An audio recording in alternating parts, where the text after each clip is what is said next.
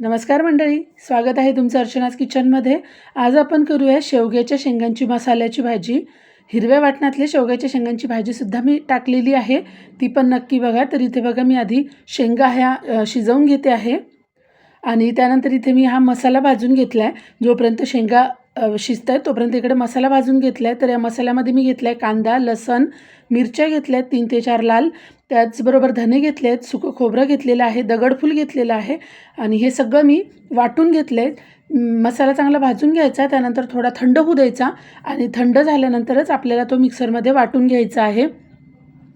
तर इथे मी मसाला वाटून घेतलेला आहे। आता आपण भाजी करून घेऊ।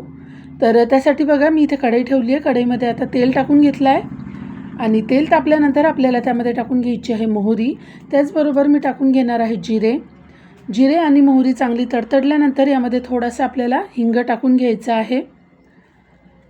हिंग टाकून घेतलं आहे मी आणि त्यानंतर आपल्याला यामध्ये कढीपत्त्याची पानं टाकून घ्यायची आहेत आणि ह्यानंतर आता आपण जो मसाला करून घेतला होता तो मसाला यामध्ये टाकून घेणार आहे।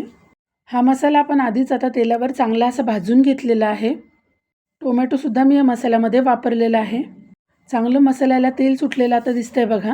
मसाला आधीच भाजलेला आहे, त्यामुळे आपल्याला याला छान तेल सुटेपर्यंत परतून घ्यायचं आहे। तर इथे आता मसाल्याला चांगलं बऱ्यापैकी तेल सुटलेलं दिसतंय। तर आपण आता याच्यामध्ये ड्राय मसाले टाकून घेऊ। तर त्यासाठी मी इथे घेतलेला आहे बघा, आपल्या घरामध्ये जो काळा मसाला असतो तोच साठवणीचा मसाला इथे घेतला आहे। हळद पावडर घेतली आहे, त्याचबरोबर धने पावडर आणि लाल तिखट मी इथे घेतलेलं आहे। लाल तिखट टाकत असताना काळजीने टाकायचं, कारण आपण मसाला भाजताना पण त्यामध्ये 3 ते 4 लाल मिरच्या घेतलेल्या आहेत।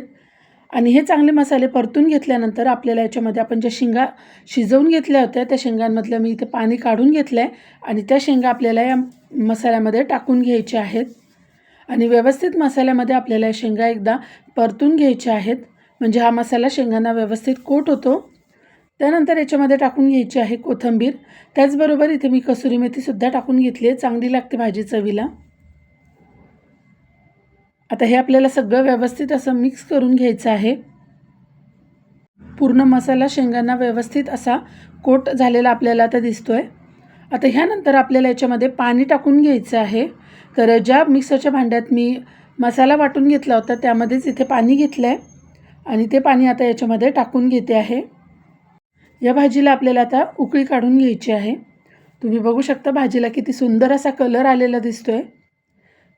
यामध्ये आता आपल्याला चवीनुसार मीठ टाकून घ्यायचं आहे आणि मी भाजीला आता उकळी काढून घेते।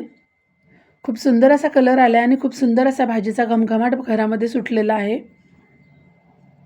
तुम्हाला जर माझे व्हिडिओ आवडत असतील तर व्हिडिओला लाईक आणि चॅनलला आठवणीने सबस्क्राईब करून घ्या। शेवग्याच्या शेंगांच्या भाजीचा हा व्हिडिओ तुम्हाला कसा वाटला कमेंटमध्ये सांगायला अजिबात विसरू नका। त्याचबरोबर तुमच्या फॅमिली फ्रेंड्ससोबत व्हिडिओ शेअर करा। मसाला शेवगाची ही भाजी आपली इथे आता तयार झालेली आहे। तुम्ही बघू शकता किती छान अशी भाजी झालेली आहे। व्हिडिओ जर तुम्हाला आवडला असेल तर लगेच लाईक आणि सबस्क्राईब करा। परत भेटूया नवीन रेसिपीसोबत नवीन व्हिडिओमध्ये। बाय बाय सर्वांना।